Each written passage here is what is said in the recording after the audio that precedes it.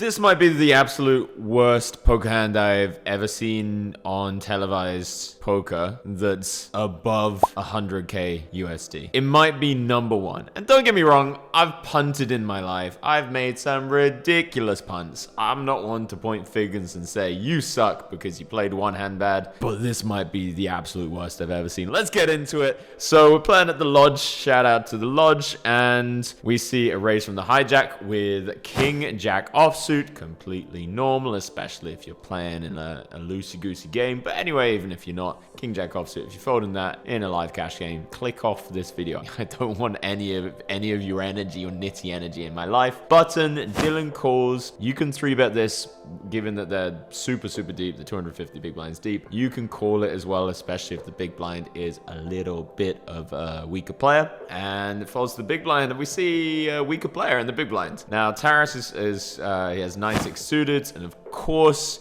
you just gotta see a flop. I know it looks funny when you 3-bet and take it down and go, oh, 69, and I'm sure you do it against your friends for like $6 each. But when you're playing for enough money, you can literally resurrect a village in Kenya. I don't know, I'm not one to point fingers. Maybe you should be a little bit more respectful of the money. But anyway, he decides to 3-bet it up, and it's just not a good 3-bet. If you want to 3-bet when you're this deep stacked with the button and 250 big blinds, I mean, he's like a billion big blinds deep. Somebody do the maths on that. They're playing 50. Oh my god, they're 500 big blinds deep, and they're playing. So he's 500 big blinds deep with the low jack and 1,000 plus big blinds deep with the button. If you're gonna choose a 3-bet hand, you want something that can just cooler other people. You're out of position against two people. Think about hands that can hit the nuts. Even something like 7-8 suited, you can still hit the nuts straight, and every now and again you hit a straight flush. You know, there's just a lot of stuff that you can do.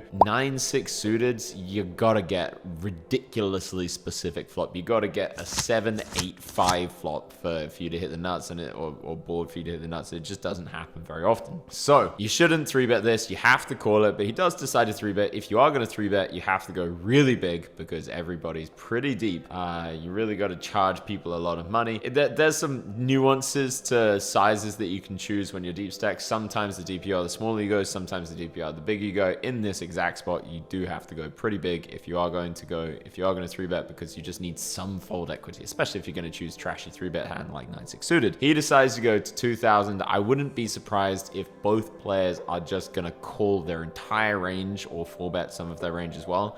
And he has 0 fold equity with this size. Let's see the flop. So as you can see, King Jack makes the call, and you know, it's probably one of the worst hands he's going to be opening there. Maybe King 10, maybe King 9, but I imagine they're all just going to call, just showing exactly how bad that 3-bet is. He just bloated a pot with 9-6 high. So the flop's 10 deuce deuce. It doesn't get much better than this when you've 3-bet 9-6 suited. And got 2 calls. Unfortunately, our opponent Dylan has now flopped trips. Little does Taras know. He has to continuation bet here. It's a dry board. We have the overpair advantage. Given that he's 3-bet this, I'm sure he can have some deuce X, like King deuce suited, Ace deuce suited in his range as well. He can have pocket 10s. But just the overpair advantage in general means that you're going to have a range advantage, and it means that you can just blast these kind of spots pretty willy-nilly. So he bets 2,000. I actually like this sizing. The reason I like this sizing is because we have, and this is an exploitative thing which I'm sure he's not thinking about, but we have a hand that's probably going to want to double barrel. We have a board that we're going to want to double barrel on, and so the smaller that we go on the flop, the wider our opponent's range will be when we barrel the turn, meaning the more fold equity we get. I'll slow that down. If we go small on the flop, people will call more hands on the flop, meaning that when we then bet the turn to bluff the turn, they're going to have a wider range, which includes a lot of weaker hands that are then going to fold. There's this kind of concept that comes up a lot in exploitative poker. If you're interested in learning range analysis that's like this, a very rational-based range analysis, check out Elite University. I don't have sponsors on these videos, but I'm my sponsor. It's my company. It's my coaching side. I've put my heart and soul and balls and sperm into it. I guarantee you'll like it. Money back if you don't. That's not true. All right, so he bets 2,000, and we're going to see how Yu-Chan is going to be playing. Yu-Chan intelligently gets out of the way. He doesn't beat many of the bluffs, and even if he does, he's still probably going to lose the pot, and Dylan's behind him to act. Dylan now has a decision Does he want to slow play or does he want to raise? Now, here's how you make this decision. If your opponent is tight and stationary, meaning he's going to call a lot of hands, raise it up, try and get the billion chips in the middle. If he's a loose and blasty player, call this hand, because you're facing a situation where you have a pretty weak range. It's very hard for you to have a very strong hand here. And if it's a blasty player, he's probably going to keep blasting. Now, personally, I would raise it up here. I think that even against these blasty players, when you're this deep, you just have to try and get as much money in as possible. And it gives them a chance to 3-bet. If you make it like 5,000 here, they might float, they might call, or they might even re-raise you, thinking, oh, this guy might just be messing around. What can he have on this kind of board? I'm going to represent, I've got aces, or whatever it is. And so generally, you don't want to slow play against these types of players, but maybe Dylan has been playing Taras for a long time and has a reason why he wants to slow play, because that's exactly what he does. Now, the 7 on the turn, Taras has to bet this. He's made one awful decision pre-flop, one good decision on the flop. Now it's time to really show the world what he's made of. You have to bet this. You have to get him to fold his ace highs. You have to get him to fold his pocket threes. You have to get him to fold his like queen, jack of diamonds and stuff like that. So you picked up a gut shot. You can still have aces. Obviously, your opponent has a deuce, but you don't know that. It's very likely your opponent has a 10, or your opponent has a pocket pair, or your opponent has a float. So it's just the perfect card to be barreling on. Get your money in there, Taras. All right, he goes for the check, and Dylan goes for the check behind. I mean, you guys tell me what the hell's going on there. I mean, nobody wants to put money in the middle. I can't imagine this can be good. Dylan, it looks like he's a professional poker player. I don't know who he is, but I assume he's a professional poker player. Even if you think your opponent is, not got very strong hands because he checked the turn, you still get value out of his ace highs by just going small, give him a chance to raise. No idea what's going on there, but he's saying, hey, I've got a weak hand. Please try and bluff me. And maybe that's exactly what can happen. A little bit of foreshadowing on the river. So now Taras sees the river 7. He's got 9 high. His opponent can easily have pocket threes. His opponent can easily have ace high. Do you want to bluff here? You tell me. No, you don't want to bluff it, because your line now no longer looks credible because you didn't bet the turn. All of your overpairs would bet the turn. So if you start blasting here, it just doesn't look like you can have anything. It's just like, what are you trying to represent? You got 9s, a 10 maybe, but probably not. And your opponent probably just has a 10. Like, from your perspective, your opponent probably just has Jack 10, and he's got an aggressive image. Taras got an aggressive image. So what are you going to do? So he checks it over, I think quite intelligently. So he's 2 for 4 at the moment, and Dylan decides to go for a pot-sized bet. PSB, as we call it in short term in the poker player world. You can write that down if you want to learn the lingo of poker. PSB. And here's my theory on the situation. As we see Taras tanking and tanking, tanking and tanking and tanking and tanking and tanking. My hypothesis, my theory, is that Taras doesn't understand that Dylan just bet the pot. Because what we're about to see now, as you can guess, but you might not guess the extent of what's about to happen. We see Taras go all in for 10 times the pot size bet. Let me just break this down for you. A normal raise size here might be to like 35K or 40K. He's gone 10 times the pot size bet. Now, the reason that this is bananas, as I'm sure many of you know, and don't feel bad if you don't, the pot size bet is a polarizing bet. He's basically saying, I've got a very good hand. And you look at this board, what is a very good hand on this board? What's a full house? It's a 7 usually.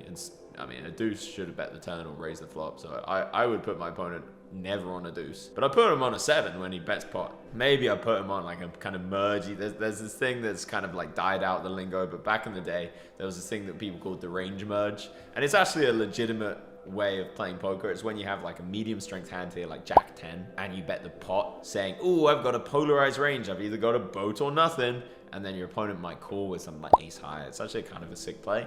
People don't tend to do that much, but it's something to write down and have in your repertoire. You want to be the kind of player that has all of these kind of creative plays. And remember, if you want to learn more creative plays, check out eliteuniversity.com. I sound like a marketing funnel, but this is literally what you have to do if you have a business. You want to compete with all the other giants in the space. You have to like actually market your product. Isn't that strange? You got to actually sell things and be like, yeah, this is genuinely a fantastic product. I think we might have the best product on the market. Let's actually tell people about it. I wasn't born to be a marketing guru, but I'm like NL5 at the moment, working my way up.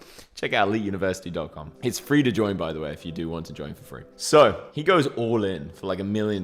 He goes all in for $100,000. He's lucky that he doesn't just get snap called here by a 7. Because, I mean, Dylan should have a 7. He's saying he's got a 7. Like, and this is why I think it might categorically be the worst play I've seen on these streams. Taras is going all in against a man who's either bluffing, in which case if he's bluffing you can literally just min raise him. If he's somehow found a bluff in this situation, although it's like humongously difficult to have bluffs because most of them bet the turn. If he somehow found a bluff, you can just min raise him and you get him to fold it. You don't need to go big. Or if he's got a value hand, like, and what he's saying he's got is, hey bro, I've got a 7. Could even be 10-7 suited. There's only one combination of that, but it could be possible. Then you're going all in against something that's about to snap call you. Mathematically, to risk 10 times his bet, to risk 100K to win 20K, it has to work like every time. Like, it can't go wrong mathematically, ever, basically.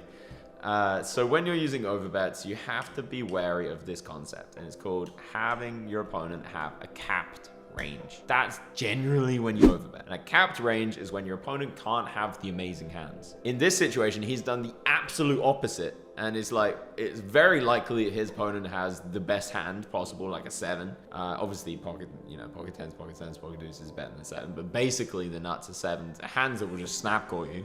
Dylan is basically saying, yo, I've got a 7. And he's like, you've got an anti-capped range. I'm all in. Dylan has played the weirdest trips I've ever seen in my life, and Taras has somehow lucked his way into going all in against a guy that has a bluff catcher in this situation, which is crazy that he played his trips like this. So now Taras is praying that Dylan doesn't piece this together. But you have to now think another layer of why this might be not so good is that how are you going to say that you've got a 7? You've 3-bet before the flop. Obviously, if he has 9-6, he can probably have 9-7. Bet the flop. Okay, we can still have a 7. Check the turn. Can still have a 7. Check the river. That's where I think I take umbrage with this. I think it's quite hard to imagine that he would do. He has to play this very specifically to turn up with a 7. He could also have pocket 10s, but again, I don't think he's gonna check the turn and check the river. It's just you don't see recreational players doing this very much. It wouldn't be the worst play in the world to do this with a 7 or pocket 10s, by the way. You just don't see it very much. And here's how you think about these hero call spots. It's like, how often would certain parts of his range take this line? You know, would he ever do this with pocket aces? No, never. So you take that out of his range 100%. Okay, well, he's saying he's got a 7. How often would a 7 3-bet preflop? How often would it bet the flop? How often would it check the turn? How often would it check shove the river? Every single one of these nodes where it might deviate, especially preflop and especially on the river, then that's less likely or fewer combinations, if you want to get really precise about this, of hands that your opponent can have. You got to really, really reduce this. And that's enough chitter chatter for me. I'm going to leave it down to Dylan. This is actually a ridiculously tough spot. Dylan's unlucky that he doesn't have a 7 in this spot. Let's see if he can sniff out exactly what's going on in Taras's beautiful mind. The check raise seems a little dicey here. I'm not sure about that.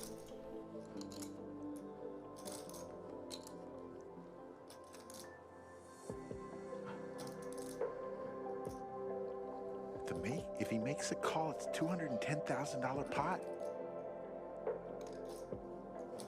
And if he calls and he's wrong, he's pretty much even. And he makes the call. Oh my God. I will say, congratulations. I mean, that's just an impressive call. I don't know how big the money is for him. I don't know if he sold a ton of action or if he's just a complete rich guy. But either way, making this ridiculously big call, he had to do it based on reads. I don't think this is a thing that you want to do GTO. You'd have to like randomize some number. We'd probably have to fold most of the time because you can just have so much 7x in your range. But so I think he did this purely based on reads and he made the correct reads and he got paid off 200K. Damn, dude. What would you do if you won a 200K pot? What would you do the next day or that night? Tell me in the comments. Join Elite University. See you next time, beautiful people. Peace.